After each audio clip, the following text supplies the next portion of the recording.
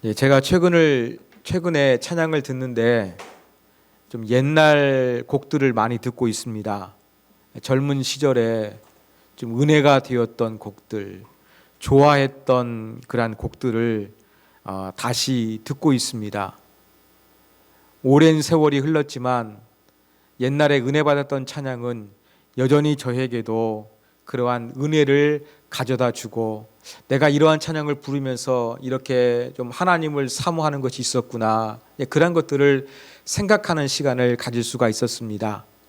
그러다가 추석 명절을 맞이하게 되었습니다. 그러니까 자꾸 더 많은 옛날 것들이 제 안에서 떠오르게 되었습니다. 올 추석 명절은 조금 특별한 것 같습니다. 왜냐하면 연휴도 짧고요, 또 코로나 때문에 사람들이 이렇게 좀 명절에 이동하는 것을 좀 조심스러워 하다가 이번에는 명절이 짧아도 많이 움직인 것 같습니다. 그래서 교통 체증이 생각보다 심하게 나타나는 것도 많이 있었습니다. 이러한 현상을 보면서 인간이 이렇게 참 옛날에 함께했던 사람들을 그리워하고 자랐던 고향을 그리워하는 것은 인간 정서에서 피할 수 없는 정말 중요한 것이구나라는 것을 저는 다시 한번 생각할 수가 있었습니다. 그래서 아마 이러한 추석 명절 같은 것이 나오게 됐겠죠. 그죠?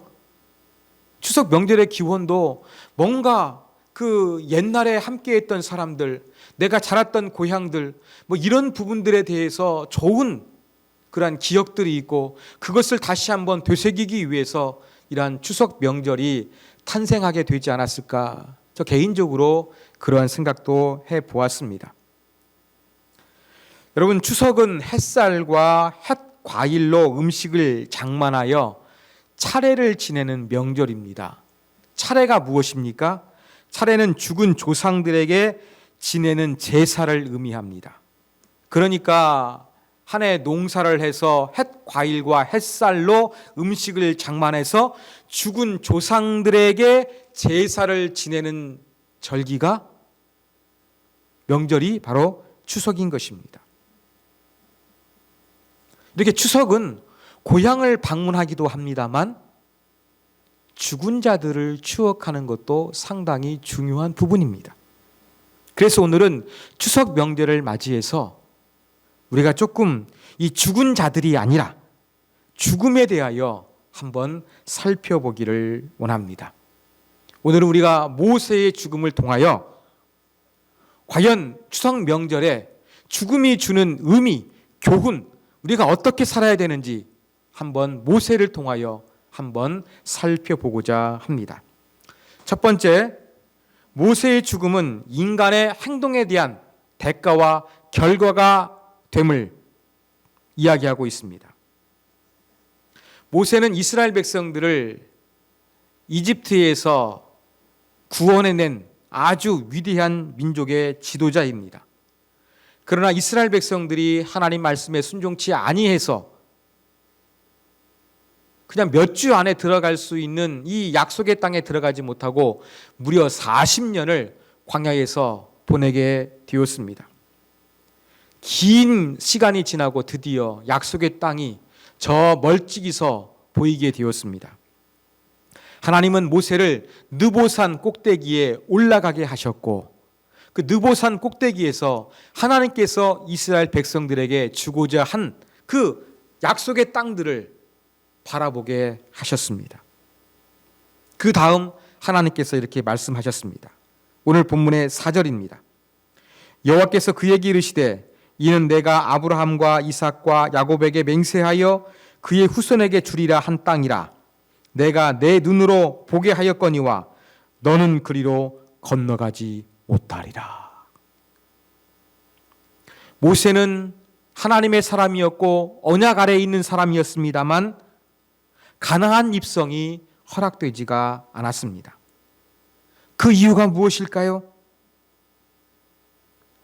아니, 이집트를 시작하여 40년의 광야 세월, 그 오랜 여정을 끝내고 드디어 최종 목적지가 바로 눈앞에 있는데 왜 하나님은 모세의 그 최종 목적지에 들어가지 못하도록 하시는 것일까요?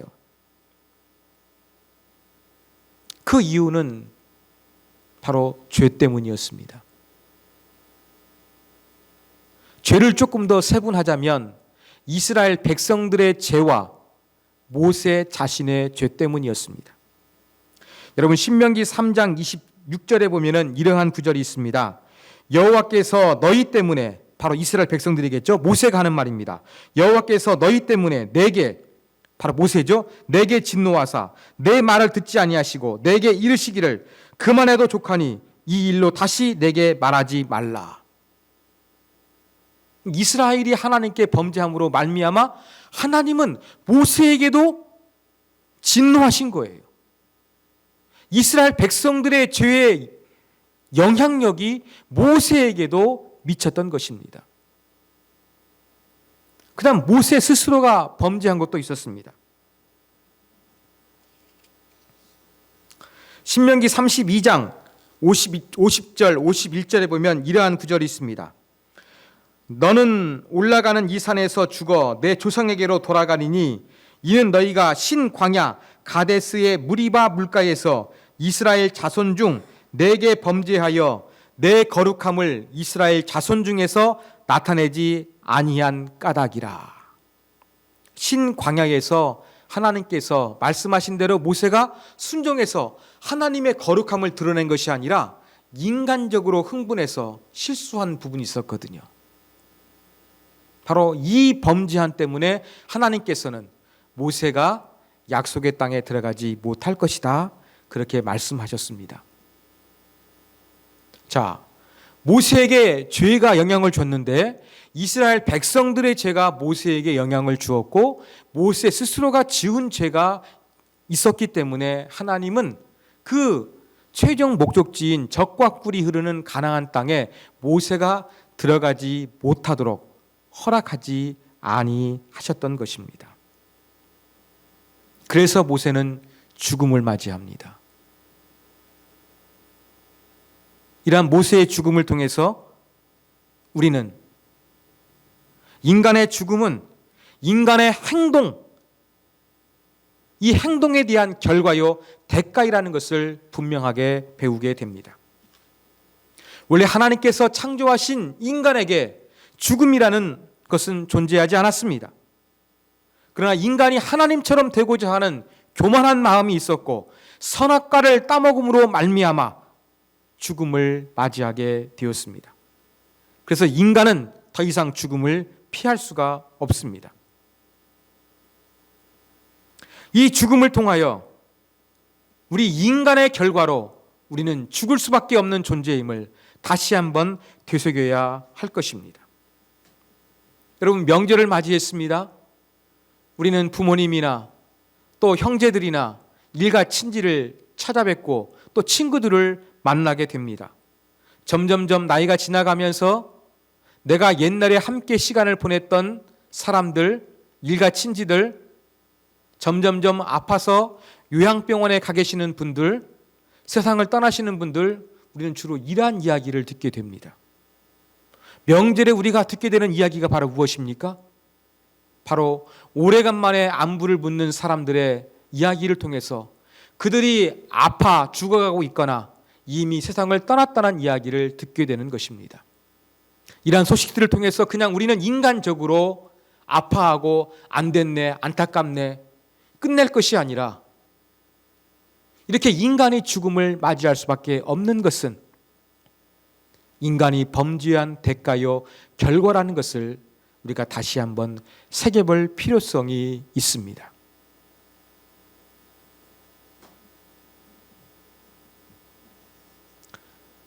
그러면서 우리는 이렇게 죽음이라는 것, 세상을 떠난다는 것은 인간이 범죄한 결과이구나 라는 그런 부분들을 인정하면서 하나님 앞에서 조금 더 말씀대로 하나님의 뜻대로 거룩하게 성화를 추구하며 살아가는 그러한 삶을 살기 위해서 자극과 도전을 받아야 할 것입니다.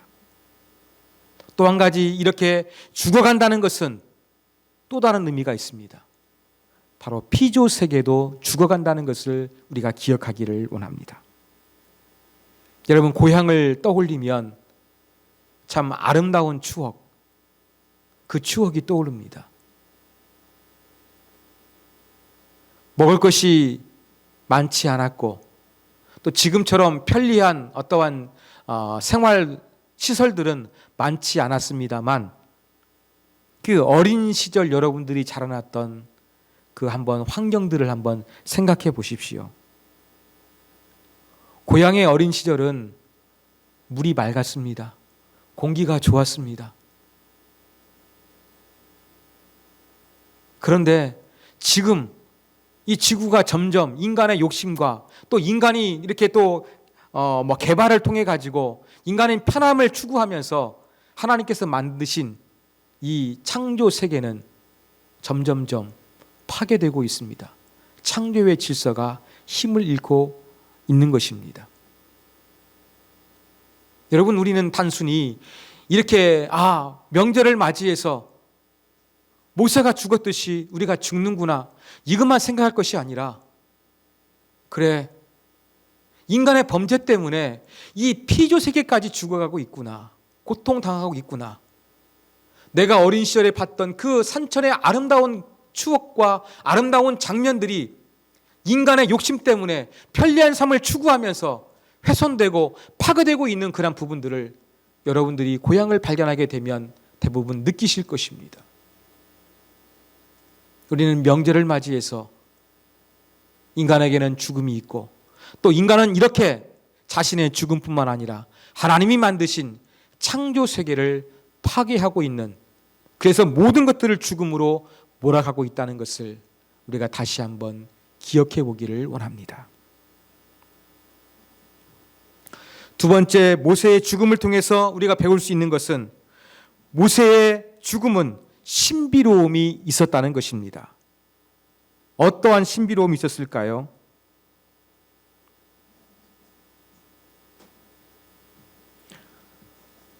모세의 장례 어떻게 치러졌는지, 또 모세가 어디에 매장되었는지, 이 묘지에 대해서 좀 아리송하다는 이야기입니다.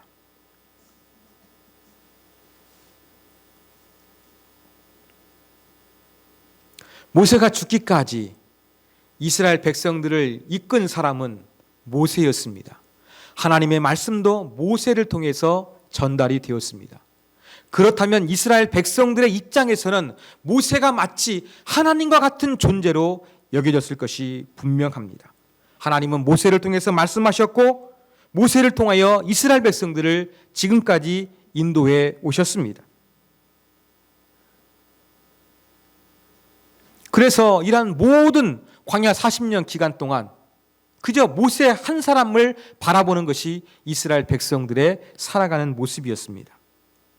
근데 모세가 죽었습니다. 우리에게 하나님의 뜻을 전달해 주고 우리를 인도해 주었던 그 모세가 사라지게 된 것입니다. 그러면 그 모세를 그리워할 수밖에 없습니다. 모세는 이스라엘 백성들이 불평하고 원망하고 자기들의 욕구가 채워지지 아니해가지고 막 불평을 늘어놓았을 때 그래도 그 문제를 하나님 앞에서 해결해 주었던 존재가 바로 모세였습니다. 그런데 이제는 더 이상 그 모세가 사라지게 된 것입니다. 우리를 지금까지 40년 동안 인도했던 모세가 없다니 우리는 어떻게 할 것인가? 여러분, 이러한 생각이 이스라엘 백성들에게 좀 들지 않겠습니까? 하나님 모세를 세우셨으면 끝까지 저 약속의 땅까지 들어갈 수 있도록 그를 살려주시지 왜 바로 그를 불러가시는 것일까? 여기에서 우리의 지금까지 모든 것들이 수포로 돌아가는 것은 아닐까? 이러한 회의를 가질 수도 있는 상황이었습니다. 모세의 빈자리가 더욱더 크고 더 힘들게 느껴집니다. 그러면 어떻게 되겠습니까? 모세가 죽어도 모세의 시신이나 모세의 매장지를 찾는 것이 자연스럽게 사람들에게 영향을 끼치게 될 것입니다. 상실로 인해 슬퍼하는 사람들의 특징은 잃어버린 대상을 다시 한번 찾고 싶은 그런 마음이 있습니다. 모세와 같은 놀라운 위대한 지도자, 특히 40년 동안 그의 그 리더십 아래서 생활했다고 한다 그러면 모세의 리더십을 그리워할 수밖에 없을 것입니다. 때로는 힘들고 어려워서 불평했지만 그 문제를 해결해 주었던 모세, 그를 그리워할 수밖에 없었던 것입니다. 위대한 종교개혁자 장 칼뱅은 이러한 유언을 남겼습니다. 내가 죽으면 내 무덤에는 묘비를 세우지 말라. 왜 그랬을까요? 칼뱅의 무덤을 찾아와서 그를 높이거나 어떤 인간을 조금 그렇게 좀 무상시하는 잘못된 것이 발생할까 두려워서 칼뱅은 이러한 유언을 남겼던 것입니다. 아까 제가 말씀드린 대로 모세의 매장을 누가 했는가? 모세의 매장지가 어디가 있는가? 이건 조금 아리송하다고 말씀을 드렸습니다. 이제 그 이유를 조금 아시지 않겠습니까?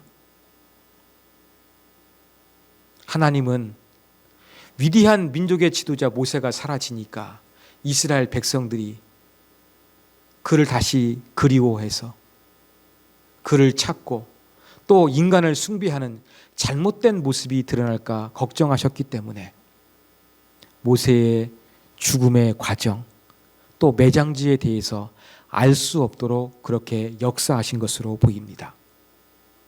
성경을 원어적으로 분석하면 누가 모세를 매장했는가?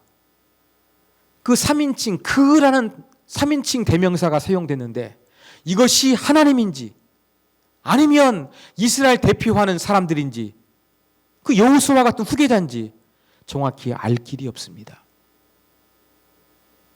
누가 이 모세를 장례를 지냈는지 알 길이 없다는 것입니다. 장례할 사람도 정확히 알 수 못하는데 매장지도 알 수 없습니다. 그 어느 정도 그 넓은 지역은 알 수 있어요. 지금 느보산이 있는 곳은 모압 평지 골짜기예요. 모압 평지 중에서 아주 높은 곳입니다. 이 모압 골짜기라는 것만 알지 구체적으로 모세가 매장된 곳이 어디 있는지 구체적으로 알 길이 없는 거예요. 왜 하나님 이렇게 하셨을까요? 여러 가지 이유가 있을 수 있겠지만 이스라엘 백성들이 모세를 그리워하고 또 그를 조금 잘못된 모습으로 숭배하는 모습이 나타날까 아마 두려워하시고 또 모세를 뒤이어 이끌어낼 여호수아가 마음껏 리더십을 발휘할 수 있도록 그런 모세의 모든 그러한 사역들이 완전히 마감되도록 그렇게 역사하신 하나님의 뜻이라고 우리는 해석할 수밖에 없습니다. 이런 측면으로 볼 때 모세가 죽음에는 신비로움이 있습니다. 사랑하는 여러분, 우리가 추석 명절을 맞이해서 우리는 죽음이 주는 신비로움도 한번 생각해 보기를 원합니다. 저는 아까 첫 번째 대지 설명을 드리면서 인간의 죽음은 인간의 행동의 대가요 결과라고 말씀을 드렸습니다. 맞습니다. 그러나 모든 의미로서 죽음이 다 부정적인 것은 아닙니다. 죽음이 주는 유익도 있습니다. 생각해 보십시오. 살아있는 것이 몸이 막 아파가지고 고통스러운데 병이 들어가지고 고통만 느끼고 죽지 않고 영원토록 살아야 된다 생각해 보십시오. 살아있는 게 지옥입니다. 차라리 죽음이 축복인 것입니다. 죽음에는 부정적인 것만 있는 것이 아니라 우리가 알지 못하는 그 신비로움이 있습니다. 하나님의 뜻이 있습니다. 왜 하나님이 그렇게 하셨을까? 왜 하나님이 그를 데려가셨을까? 왜 이러한 죽음을 당하셨을까? 우리가 알지 못하는 그 신비로움이 있는 것입니다.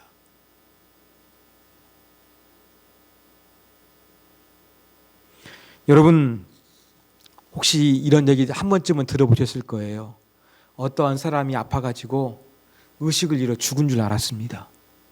그런데 한참 있다가 깨어나는 거예요. 그런지 들어보셨죠? 네. 저도 처음 부목사로 사역했던 그 교회 어떤 권사님, 남편이 돌아가신 줄 알고 관뚜껑을 닫았는데 반응해서 나오신 사건이 있었어요. 이렇게 사람이 죽은 줄 알았는데 다시 살아 되돌아오는 경우가 있습니다. 이것을 임사체험, Near Death Experience라고 이야기를 합니다. 거의 죽음에 가까운 경험을 이야기합니다. 생과 사의 경계선에서 경험을 하게 된 것이지요. 종교를 떠나가지고 이런 현상이 과학적으로 설명하기 힘들 정도로 조금 발생합니다. 그런데 한 가지 중요한 것은 이렇게 그 임사 체험을 경험했던 그 사람들의 공통점은 바로 무엇이냐면 죽음에 대한 두려움을 떨쳐버리게 된다는 거예요. 그리고 이렇게 한번 죽음 이후에 뭔가 다른 세계가 있다는 생각하면서 이전과 다른 삶을 살아가게 되는 기폭제가 된다는 것을 공통적으로 이야기를 하고 있습니다. 사랑하는 여러분, 죽음이 주는 이러한 신비로움이 있습니다. 죽음은 죄의 결과요, 대가이지만 때로는 우리가 알지 못하는 그 신비로움이 있는데 이 모세의 죽음처럼 우리가 이 죽음 속에서 신비로움을 더욱더 경험해가는 인생을 살기를 간절히 소망합니다.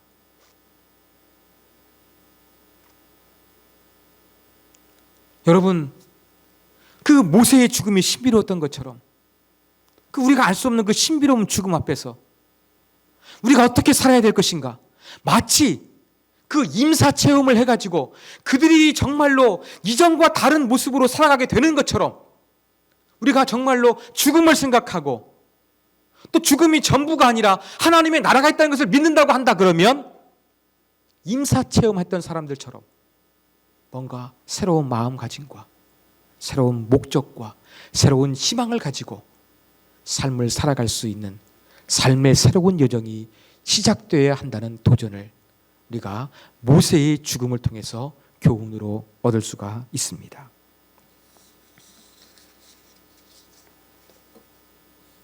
마지막 세 번째 교훈은 죽은 모세를 대신하는 다음 사람이 세워진다는 것입니다. 모세는 120세로 죽었습니다. 모세 오경의 기록을 보면 120세는 결코 오래 산 것도 아니고 그렇게 짧은 삶을 산 것도 아니라고 할 수가 있습니다. 그런데 모세가 죽었을 때에 성경이 묘사하고 있는 것을 보면 그는 강하고 건강한 몸을 가지고 있었습니다. 그 기력이라는 단어가 오늘 본문 가운데 있는데 이것은 힘, 어떠한 능력이 있다는 것입니다. 여러분 성경 인물 보면은 그 이삭은 눈이 어두워져 가지고 자기의 쌍둥이 아들인 에서와 야곱을 제대로 분간하지 못했어요. 그렇죠? 그런데 이 모세는 기력이 쇠하지 않았어요. 눈이 밝았어요. 그래 가지고 이렇게 앞을 못 보는 사람이 아니었습니다. 느보산에 올라서 하나님이 보여주신 저 적과 꿀이 흐르는 가나안 땅 멀찍이서 바라볼 수 있는 사람이 바로 모세였습니다. 건강한 육신에 건강한 정신이 깃든다는 말이 있는 것처럼 모세가 건강했다고 한다 그러면 모세의 영성, 모세의 그 영적인 분별력도 상당히 올바를 가능성이 아주 높습니다. 그래서 모세는 하나님 말씀을 들었잖아요. 너는 약속의 땅에 들어가지 못하고 단지 바라보고 죽으리라. 참 서운할 만합니다. 그렇죠? 그 순간에 모세는 하나님께 어떤 말씀을 드립니까? 모세는 그때 바로 어떤 말을 드리냐면 바로 자기가 죽게 되니까 자기 뒤를 이어서 이스라엘 백성들을 이끌어갈 한 사람을 세워주십시오. 하나님께 요청하게 됩니다. 이 하나님께 대한 요청의 결과로서, 모세의 요청의 결과로서 하나님께서 눈의 아들 여호수아를 내 후계자로 세워라 하는 하나님의 응답을 듣게 된 것입니다. 그리고 모세가 안수했을 때 그 눈의 아들 여호수아에게 지혜의 성령으로 충만해지는 역사가 있어서 모세의 리더십이 여호수아에게 완전히 이양되었음을 성경은 그렇게 표현하고 있습니다. 모세는 자기의 죽음을 통해서 자기의 역할과 한계가 무엇인지 분명히 알았던 사람입니다. 여러분, 위대한 사람들이 마지막에 실패하는 것들 중에 하나가 바로 무엇이냐면 나 아니면 안 되라고 하면서 장기 집권하고 자기가 다 하려고 하는 욕심이 발휘되는 경우가 상당히 많이 있습니다. 내가 왜 멈춰야 되는지, 내가 왜 그 자리에서 내려와야 되는지 이해가 안 되는 것입니다. 당연히 자동적으로 나는 그 자리에 있어야 된다고 생각하는 것이 능력이 출중하고 위대한 사람들이 빠지기 쉬운 함정 중에 하나인 것입니다. 이러한 사고에 빠져 있으면 후계자는 대적이지 더 좋은 공동체와 국가를 세워가는 것은 결코 아니라고 착각할 것입니다. 근데 모세는 이러한 착각에 빠지지 아니했습니다. 하나님께 서운할 것 같은 이야기를 들었지만 하나님, 제가 죽으면 이스라엘 백성들을 대신 이끌어 갈 수 있는 한 사람을 세워주십시오. 이것을 요청했던 것입니다. 사랑하는 여러분, 우린 죽음 앞에서 나 자신이 유한한 존재이고 내 역할과 한계가 있다는 것을 분명하게 인정할 수 있는 것을 배워가는 것도 상당히 중요하다고 생각합니다. 막 긍정적인 사고방식 가지고 모든 걸 다 할 수 있어, 이렇게 하는 자세도 좋습니다. 그러나 모든 것을 다 그렇게 할 수는 없을 것입니다. 우리는 죽음 앞에서 교만하지 않고 겸손해야 할 것입니다. 나도 유한한 존재이기 때문에 언젠가 하나님의 부르심을 받게 되는데 내가 욕심 부리지 아니하고 하나님이 내게 주신 사명과 역할과 한계가 있는데 내가 어느 정도까지, 어디까지 감당할 수 있을 것인가? 내가 이것을 어떻게 잘 마무리하고 그 다음 세대에게 이것을 물려주게 될 것인가? 이러한 생각을 하는 것이 가장 바람직한 생각이라고 할 수가 있을 것입니다. 추석 명절을 통해서 자녀들을 만나게 되지요. 부모님 만나게 되지요. 친지족과 친척들을 만나게 되지요. 그들 예수 믿습니까? 어린 시절 신앙생활 하다가 혹시 멈추고 있지 않습니까? 다음 세대에게 우리가 물려줄 수 있는 유산이 무엇이겠습니까? 내 역할과 한계를 인정하고서 다음 세대를 세워준다고 한다 그러면 많은 것들을 준비해야 되는데 가장 중요한 것이 무엇이겠습니까? 신앙의 유산입니다. 우리는 추석 명절을 맞이해서 많은 자녀, 일가 친족들을 만나게 되는데 그들을 바라볼 때 올해가 만이네, 반갑네, 이것만 생각할 것이 아니라 그들의 영혼을 생각할 수가 있어야 될 것입니다. 저들도 하나님을 믿어서 하나님 나라에 거할 수 있도록 또 내 신앙을 다음 세대들이 이어받아서 믿음의 명문 가문을 만들어 갈 수 있도록 하나님, 저들 가운데 하나님을 알게 되는 놀라운 신앙의 유산이 흘러가게 하여 주시고 구원의 역사가 이루어지게 하여 주시옵소서. 이것이 바로 죽음의 한계, 인간의 한계를 느끼고 다음 세대를 생각하는 사람들이 가져야 될 가장 바람직한 자세일 것입니다. 사랑하는 여러분, 죽음은 슬픈 것입니다. 그러나 하나님 안에서 죽는 것은 조금 그 의미가 다를 수 있습니다. 시편 116편 15절에 보면 이러한 말씀이 있습니다. 성도의 죽는 것을 여호와께서 귀중히 보시는도다. 모세의 죽음도 그랬을 것입니다. 바로 우리의 죽음 헛되지 않습니다. 죽음을 통하여 우리 인간의 행동과 죄의 결과임을 사람들이 생각해야 될 것입니다. 또한 그 죽음을 통해서 완전히 부정적인 의미가 있는 것이 아니라 그 우리가 알지 못하는 그 신비로움이 감춰 있다는 것을 우리가 반드시 기억하고 있어야 될 것입니다. 그리고 죽음 앞에서 나는 유한한 존재임을 깨닫고 다음 세대에게 좋은 것을 물려주기 위해서, 특별히 신앙을 물려주기 위해서 그 노력하는 자세를 갖는 것, 이 세 가지가 있을 때 성도에 죽는 것이 얼마나 하나님 보시기에 아름다운 죽음이 되겠습니까?